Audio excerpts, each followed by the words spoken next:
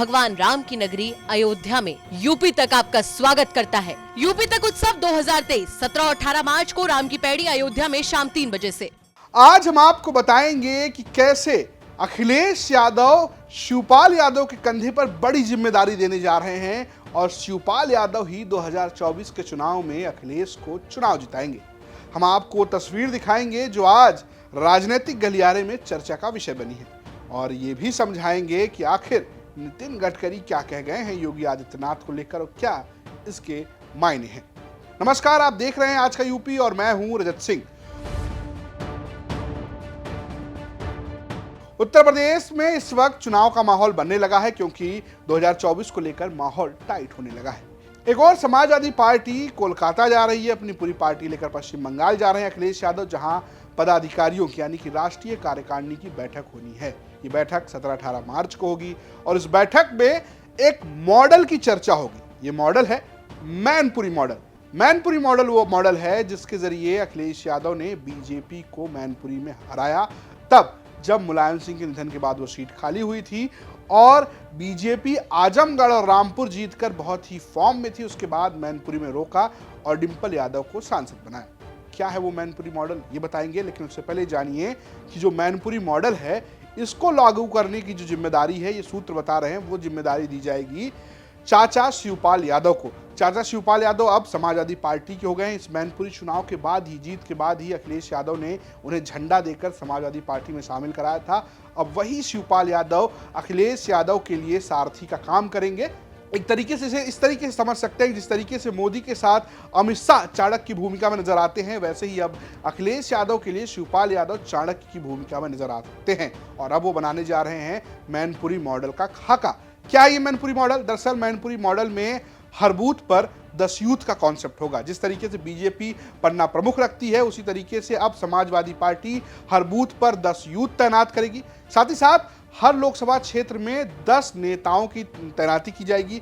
ये नेता बताएंगे कि आखिर किस प्रत्याशी को लेकर क्या माहौल है, जनता क्या सोच रही है, किसको लेकर डिमांड है, किसकी डिमांड नहीं है, ये समझाएगी। साथ ही साथ हर जिले में एक प्रभारी नियुक्त किया जाएगा जो दूसरे जिले का नेता होगा। ऐसा इसलिए किया जाएगा ताकि जो चीजें हैं वो निष्पक्ष रहें और जो फीडबैक है वो राष्ट्रीय नेताओं के पास निष्पक्ष पहुंचे। इस तरीके से एक मॉडल क्रिएट करने की कोशिश की जा रही है और इस मॉडल को नाम दिया जा रहा है मैनपुरी मॉडल। और इस मॉडल को लागू करने की जिम्मेदारी संगठन में लगातार सक्रिय रहने वाले और संगठन के माहिर आदमी माने जाने वाले शिवपाल यादव के कंधों पर दी जाएगी। यानी कि अब शिवपाल यादव देखेंगे अखिलेश यादव के चुनावी रण का पूरा गेम प्लान। दरअसल अभी तक समाजवादी पार्टी पुराने ढर्रे पर चुनाव लड़ती रही, यानी कि वो इस तरीके का फीडबैक सिस्टम नहीं लगाती थी, प्रत्याशी तय होते थे पुराने तरीके से। लेकिन बीजेपी ने जो गेम पलटा है, जिस तरीके का फीडबैक सिस्टम डेवलप किया है, जिस तरीके से यूथ बूथ का कॉन्सेप्ट है, पन्ना प्रमुख का कॉन्सेप्ट है और बीजेपी अब व्हाट्सएप प्रमुख तक लाने की तैयारी में है, ऐसे में अखिलेश यादव और शिवपाल यादव की ये तैयारी उनके लिए चुनाव में बहुत महत्वपूर्ण हो जाएगी। और देखना ये भी होगा कि ये जो हर बूथ पर 10 यूथ वाला कॉन्सेप्ट है और जो शिवपाल यादव को दी जाने वाली जिम्मेदारी है वो किस हद तक 2024 में समाजवादी पार्टी की काम आती है। अब आते हैं दिन की उस तस्वीर को लेकर जिसकी बड़ी चर्चा है। दरअसल मुलाकात हुई है दिल्ली में 2 लोगों की। ये लोग हैं पीएम नरेंद्र मोदी और उत्तर प्रदेश के सीएम योगी आदित्यनाथ, यानी कि मोदी योगी मिले हैं और तस्वीरें सामने आई हैं। अब चुनाव से पहले जब मोदी योगी मिले हैं तो उसकी चर्चाएं भी बहुत तेज हैं। हालांकि उत्तर प्रदेश में जिस तरीके से इस वक्त माहौल है, ऐसे में योगी मोदी की मुलाकात काफ़ी कुछ कहती है। अगर आपको याद हो कि 2022 के चुनाव से पहले भी योगी और मोदी की मुलाकात हुई थी, जिसमें कंधे पर हाथ रखकर एक तस्वीर भी सामने आई थी और जिसके बाद बहुत कुछ चुनाव बदल गया था। ऐसे में मोदी योगी को एक साथ दिखना, एक साथ तस्वीर जारी करना बीजेपी के लिए कहीं ना कहीं फायदेमंद साबित हो सकता है।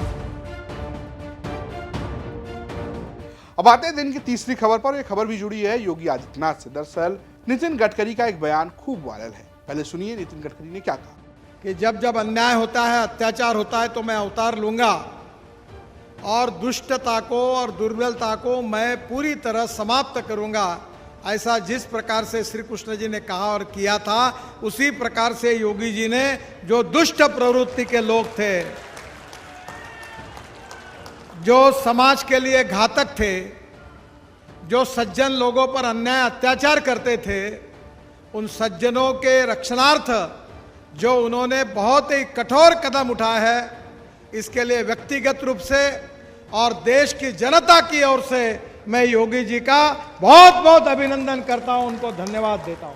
तो नितिन गडकरी ने एक तरीके से कह दिया कि जिस तरीके से समाज में जब जब स्थितियां खराब होंगी तब तब कोई ना कोई आएगा पालनहार की तरह, और उसकी तुलना उन्होंने योगी आदित्यनाथ से कर दी एक तरीके से।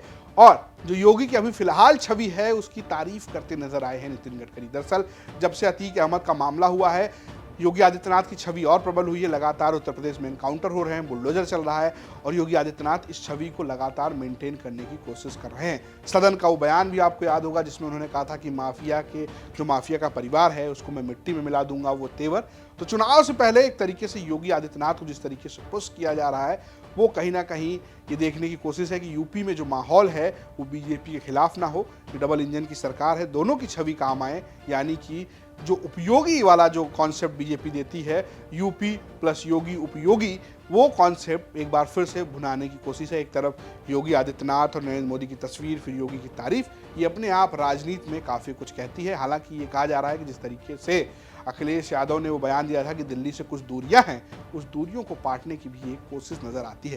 फिलहाल आज की यूपी में इतना ही, लेकिन एक जरूरी जानकारी है आपके लिए। जानकारी ये है कि भैया जो यूपी तक है वो आ रहा है अयोध्या। यूपी तक उत्सव होने जा रहा है 17 से 18 मार्च, और हम आ रहे हैं आपके साथ मुलाकात करने। बातचीत होगी, नेताओं से बातचीत होगी, चुनाव की बातचीत होगी, बहुत सारे विषयों पे नाच गाना भी होगा, मौज मस्ती भी होगी, बैठकी भी लगेगी, आपसे बातचीत की जाएगी। आपको क्या करना है, इस वीडियो के डिस्क्रिप्शन में जाइए, आपको मिलेगा लिंक, और वहां से आपको करना है रजिस्ट्रेशन अपने लिए। फ्री रजिस्ट्रेशन है, सरयू नदी के किनारे मस्त हवा, ताजी हवा में आपसे बातचीत की जाएगा।